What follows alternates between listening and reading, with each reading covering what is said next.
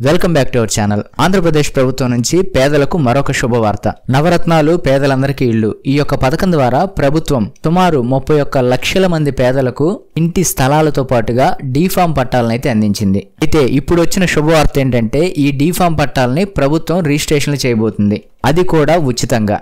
ఈ యొక్క ప్రాసెస్ ద్వారా మీకు ఇచ్చిన స్థలం మీద ఫుల్ రైట్స్ అనేది మీకు రాబోతున్నాయి. ఈ యొక్క రిజిస్ట్రేషన్ అనంతరం మీ యొక్క పేర్లు అనేది ఎన్కంబరెన్స్ లో కూడా రిఫ్లెక్ట్ అవుతాయి. అంటే మీ ప్రాపర్టీకి రిలేటెడ్ గా ఈసీలు తెచ్చుకోవచ్చు, సీసీలు కూడా మీరు తీసుకోవచ్చు. దీనికి సంబంధించి రిజిస్టర్ ఆఫీసుల చుట్టూ తిరిగే పని కూడా మీకు లేదు. ప్రభుత్వం ఈ యొక్క పనిని మీకు ఇంకా సులభతరం చేయడం కోసం ప్రతి గ్రామ వార్డు సచివాలయాలన్నింటినీ కూడా సబ్ రిజిస్టర్ ఆఫీసులుగా మార్చబోతుంది.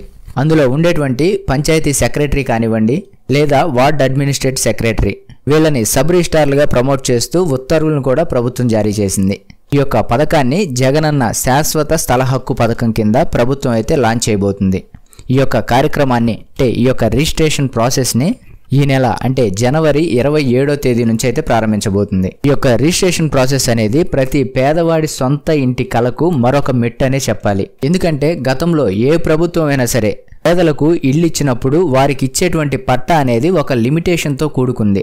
ఆ పట్టాకి రిజిస్ట్రేషన్కి ఎలాంటి సంబంధము ఉండదు. దాన్ని వారు మా స్థలం అనే పొజిషన్ కింద చూపించుకోవడానికి మాత్రమే ఉపయోగపడేది. దాని రిలేటెడ్గా ఎలాంటి ఎన్కంబరెన్స్ ఉండదు, ఎలాంటి బ్యాంకుల నుంచి లోన్ కూడా ఉండదు.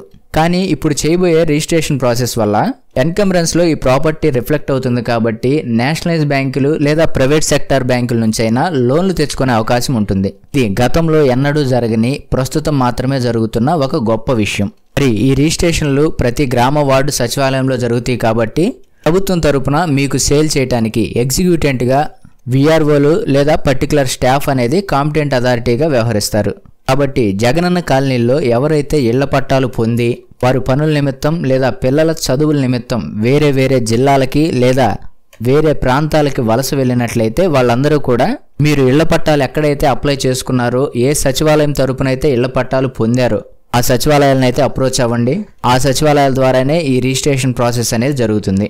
మరి ఈ రిజిస్ట్రేషన్ పట్టా నమూనా ఎలా ఉండబోతుంది, దీంట్లో ఎలాంటి కండిషన్స్ మెన్షన్ చేశాడు అంటే ఈ యొక్క రిజిస్ట్రేషన్ అనంతరం ఈ స్థలాలను మీరు అమ్ముకోవడానికి అవకాశం ఉందా లేదా మీ పిల్లలకి గిఫ్ట్ రిజిస్ట్రేషన్లు చేసుకోవచ్చా, ఇలాంటి అంశాలపై ఎలాంటి కండిషన్లు పెట్టాడనేది ఇంటి పట్టా నమూనాతో మరొక వీడియోలో డిస్కస్ చేసుకుందాం.